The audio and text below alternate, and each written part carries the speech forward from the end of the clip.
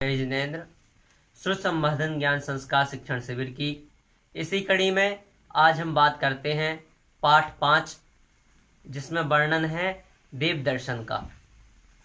इसमें हम जानेंगे कि हम देव दर्शन क्यों करते हैं, देव दर्शन क्यों आवश्यक है, देव दर्शन की विधि क्या है। जिस प्रकार से पिछले पाठ में संवाद शैली का प्रयोग किया गया था, पिता पुत्र के बीच में संवाद हो रहा था, उसी प्रकार इस पाठ में भी दो मित्रों के बीच संवाद हो रहा है, संवाद शैली का प्रयोग है।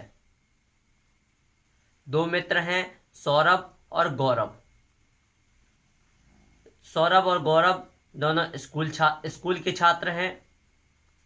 वह सुबह सुबह उठकर स्कूल जाने के लिए तैयार हो रहे होते हैं। सौरभ गौरव के लिए बुलाने जाता है। सौरभ जो है वह धार्मिक प्रवृत्ति का नहीं है, उसे धर्म में अधिक रुचि नहीं है, परंतु जो गौरव है वह धार्मिक प्रवृत्ति का है, और धार्मिक प्रवृत्ति का होने से वह बिना देव दर्शन किए कुछ भी खाता पीता नहीं है। तो जब सौरभ गौरव को बुलाने जाता है तो सौरभ कहता है, आओ गौरव चाय पिएं। परंतु गौरव तो धार्मिक प्रवृत्ति का है, और धार्मिक होने से वह बड़ा ही अचंभित होता है और कहता है, अभी चाय? तो सौरभ कहता है, अभी नहीं तो कब? तो गौरव कहता है, अभी तो मैं देव दर्शन के लिए मंदिर ही नहीं गया। तो सौरभ कहता है, यह देव दर्शन क्या होता है? गौरव पुनः उत्तर देता है कि मंदिर जी जाकर जिनेंद्र भगवान के दर्शन करना ही देव दर्शन है। अब सौरभ कहता है, तो मैं भी अब तुम्हारे साथ देव दर्शन के लिए चलूंगा, मंदिर जी चलूंगा। गौरव कहता है, ठीक है मित्र, तुम मेरे साथ मंदिर चलना, परंतु आपके मुंह में क्या है? तब सौरभ उत्तर देता है, गुटखा। गौरव कहता है, नहीं, हम मंदिर झूठे मुंह नहीं जाते। यदि झूठे मुंह हम मंदिर जाएंगे तो हमारा मन जिनेंद्र भगवान के दर्शन में नहीं लगेगा। अतः मुंह को साफ करके ही मंदिर जाना चाहिए। अब गौरव कहता है, मित्र कहाँ जा रहे हो? पहले चमड़े की वस्तुएं तो उतार लो। क्योंकि सौरभ जो है वो सीधे सीधे मंदिर के अंदर जाने लगता है, तो गौरव उस बीच में ही रोकते हुए कह देता है, अरे सौरभ, अरे मित्र, कहाँ जा रहे हो? ये जो आपने चमड़े की वस्तुएं पहनी हैं ये भी तो उतार लो, यह मोजे उतार लो।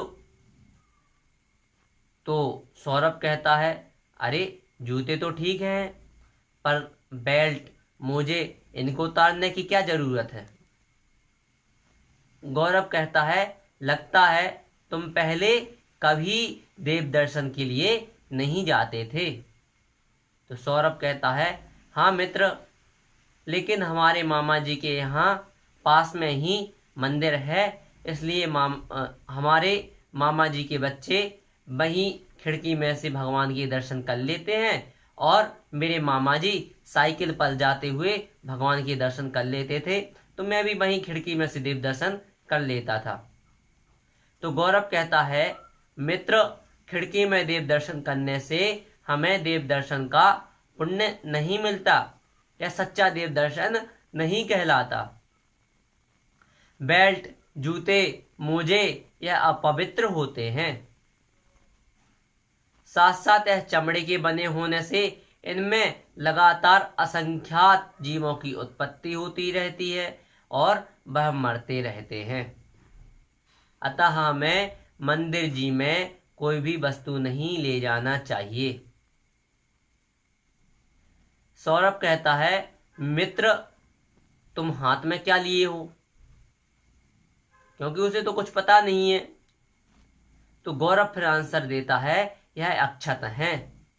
इन अक्षत को भगवान जी के सामने चढ़ाते हैं। अब सौरभ पुनः पूछता है, मित्र तुम यह सब जो बातें बता रहे हो यह मुझे पूर्ण रूप से समझ नहीं आ रही हैं।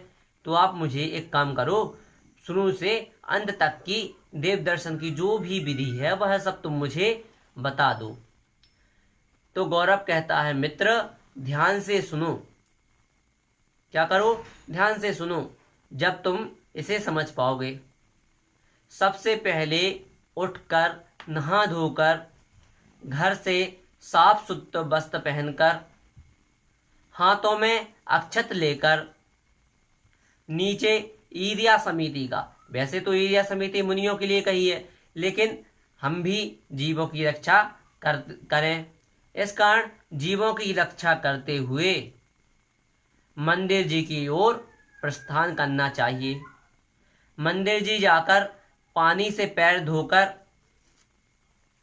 अंदर जाते हुए 3 बार निस्सही निस्सही निस्सही ऐसा बोलकर अंदर प्रवेश करना चाहिए और भगवान की वेदी के सामने खड़े होकर ओम जय जय जय नमोस्तु नमोस्तु नमोस्तु, इसके पश्चात नमोकार मंत्र की महिमा, चत्तारी मंगल पाठ, यह सब बोलकर भगवान का अर्घ बोलकर उन्हें पुंज समर्पित करना चाहिए।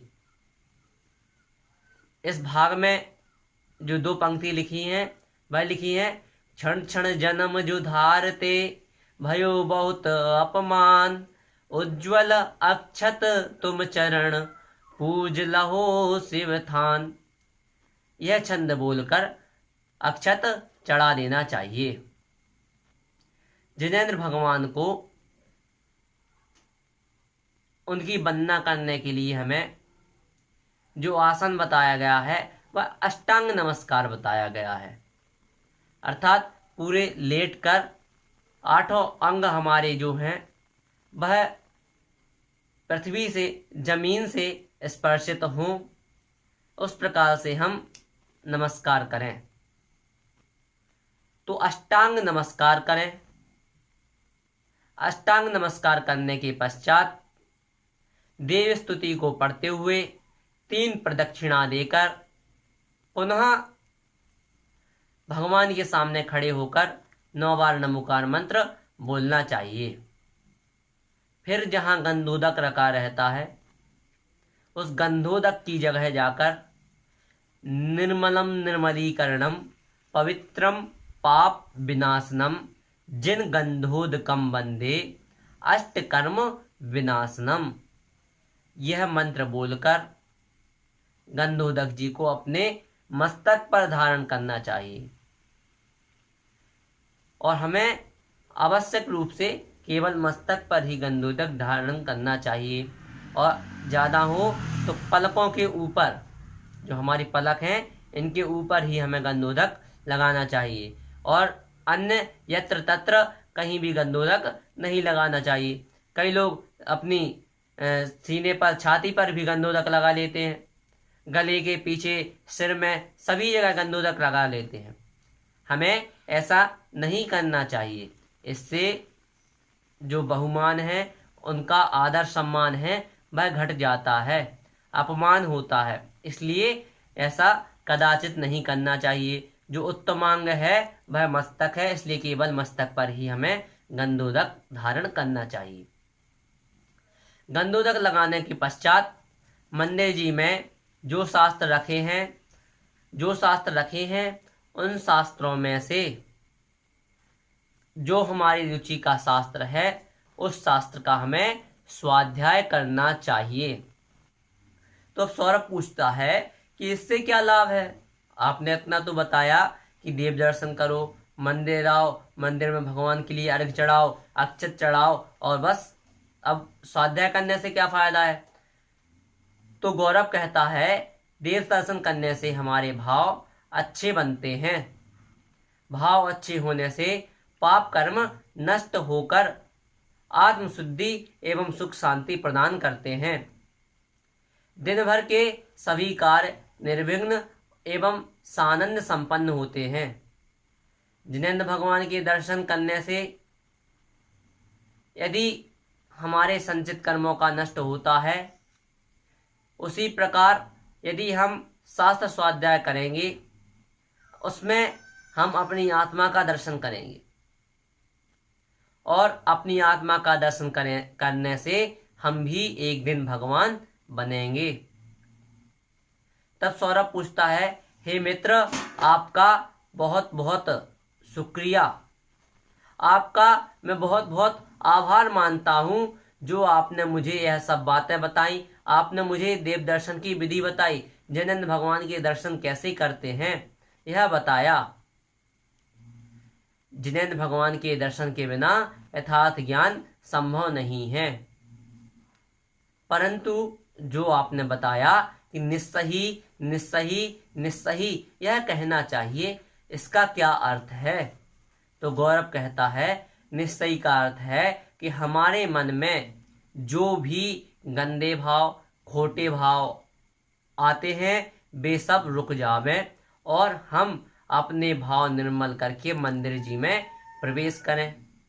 तो सौरभ कहता है, अब मुझे आपने जो बात बताई यह समझ में आ गई, परंतु जो घंटा बजाना चाहिए उससे क्या लाभ है? तो गौरव उत्तर देता है, घंटे की ध्वनि गूंजती है और इससे जो सामने व्यक्ति खड़ा होता है वह हट जाता है और मंदिर में जो लोग होते हैं वह अपना कार्य या भगवान के पूजन में अपना मन लगा लेते हैं, अपना जो मन है वह भगवान की पूजन में स्थिर कर लेते हैं। इसलिए हमें घंटा बजाना चाहिए।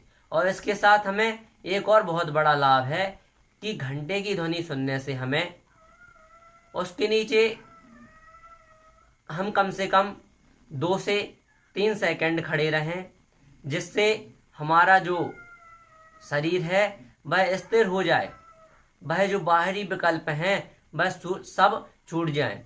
क्योंकि कई बार होता क्या है, हम बेहोशी हालत में मंदिर चले जाते हैं, कुछ भी सोच रहे हैं, वैसे सोचते सोचते हम मंदिर पहुंच गए, हमें पता ही नहीं हम कब मंदिर पहुंच गए हैं। मंदिर पहुंचे, हम दर्शन कर रहे हैं, दर्शन करने कुछ हमें ज्ञात नहीं रहता है।